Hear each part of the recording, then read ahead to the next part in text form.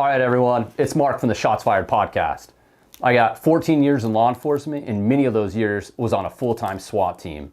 And today, we're gonna talk about the CAT-T tourniquet that we think every officer should be carrying. There's a lot of videos out there in different ways that you can fold and stage a tourniquet. But today, we're gonna show you the way we believe is the best, most effective, and efficient way to fold and stage a tourniquet. In the event you're on duty and you're injured or you're shot and you have severe hemorrhaging and you need to use a CAT-T. All right, so let's get into it. All right, guys, so we have our CAT-T tourniquet laid out right here. I'm gonna talk about this portion right here. This is a safety portion that's gonna keep this windlass secure in here. For the staging purpose of this, we're gonna open this all the way, turn this at a 45, and latch it on here, just like that, leaving just a little bit exposed for us to grab our fingers. But it's gonna secure this and keep this out of the way so we have free access here.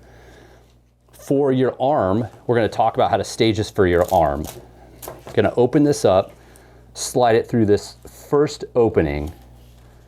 There's two openings that you could go through the first portion and then back through the second to make it secure. But for the arm, we're gonna go through just this one because we need that speed and flexibility in this. A lot of the videos that we've seen and reviewed, they pull through about 6-8 inches and then they strap this back down and Velcro it here, leaving a big opening for your arm, and then it's wrapped up all nice and tight to be staged. And that sounds good until you open this up and you need to get this on. This is a lot of wasted space that you're gonna be trying to tighten and trying to peel this off with one hand, because assuming one arm is not working. So what we're gonna do is pull this through, leaving just the size of your bicep right here. That way there's very little strapping that you actually have to pull. And then we're gonna fold this piece over just about 1 inch. That way it secures this buckle so it cannot move. The last thing we want is this to tighten up when it's actually sitting in your pocket.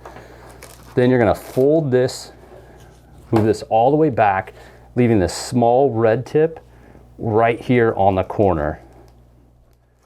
Then tighten this and Velcro it back on itself. And what this has done has left you a really strong handle for when you slide your arm in and you need to tighten this down. So again, it's this way, a little Velcroed over itself, just the red tip on here, and now this is your handle. Then you're gonna extend this all the way, leaving the inside completely open and not overlapping. Once that's done, fold this back, this portion over the top. Then you have the windlass, and that's gonna sit in here and it's gonna move around, and then you're gonna slide this into your pocket or into your holder on your duty belt. What you do not wanna do is place a rubber band or anything around this. This cannot be restricted. Once you take this out, you have to have free mobility. Once it comes out and you grab a hold of this handle, you can whip it around. This opens up and you can slide your hand through, and then you get a good strong pull on this. Once this is staged in your pocket or in the holder on your duty belt, in the event you need this for your leg, the same concept is the same. You're gonna open this up, but you're gonna need to fully remove this. That will give you the flexibility to get under your leg, up and around. Then you're gonna need to go through the first section right here and then back through the buckle, pulling on the red to make it secure, and then secure the Velcro over itself. The reason you do this for your leg is you will have very little Velcro securing, and you need to make sure that this does not come off.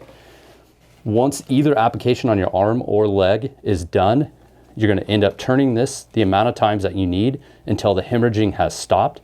And then you're gonna clip this in, pull this over because you've left yourself a nice handle, and then you're gonna secure that. And this is what we believe to be the best way to stage your tourniquet. All right, guys, so we just talked about the importance of what we believe to be the best way to stage your tourniquet on your duty belt, in your SAT pocket, or wherever you need necessary. For the purpose of this scenario, I'm gonna be injured in my left arm, extreme hemorrhage, so I have to stop the bleeding. For this scenario, I don't have a duty belt on. I just have this in my hand and it's been staged and ready to go. I've taken a position to cover. Now I need to apply this. So what I'm gonna do is pull it out from wherever you store it, get it open, slide it up your arm, work it all the way up. You need it high and tight, as high as you can get it. And then you're gonna use this strapping as your handle, get a good grip on that, pull it out and around as hard as you can under your arm, grabbing all the Velcro into the end. Then you're gonna come back, grab a hold here with your fingers, slide this as hard as you can where you can get it close to your side. And then you're gonna turn this as many times as you have to. And luckily for me, it's only one turn until I feel that my pulse is gonna stop. I check the pulse. I can also visibly see that I'm no longer bleeding. This is effective at this point. Now I need to make sure this is secure. So I'm gonna reach back, grab this red portion, extend this fully all the way out, keeping pressure on it, slide it down between the wings, wrap it around because you want to get as much Velcro purchase as you can. That's secure. Take this white portion, peel this off, and strap that over. Now we're secure and ready to go. And that is the importance of staging this properly for when the actual application is needed, you're ready to go. Now we can get some help. All right, guys, so I just showed you how to apply a tourniquet to your arm in the field. Now we're gonna work on the leg. The benefit of having the tourniquet staged the way we've talked about is you have two free hands. Luckily, I've been able to roll to a position of cover where I can safely get this on. Again, I'm bleeding bad enough where I have extreme hemorrhage, where I need to stop the bleeding, and applying pressure is not working.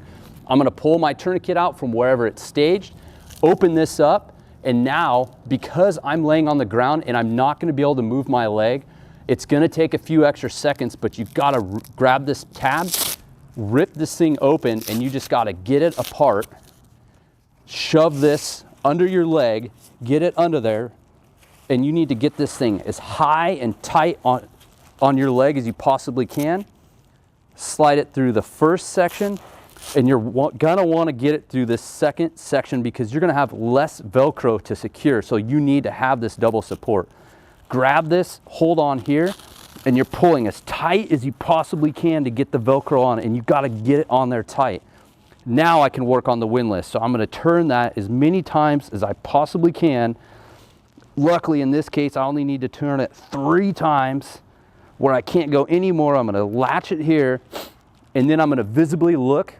Okay, now I'm not hemorrhaging, the bleeding has stopped, so this is effective. Now we need to secure this. So now I can take this strap and secure the windlass. Now I can get some help.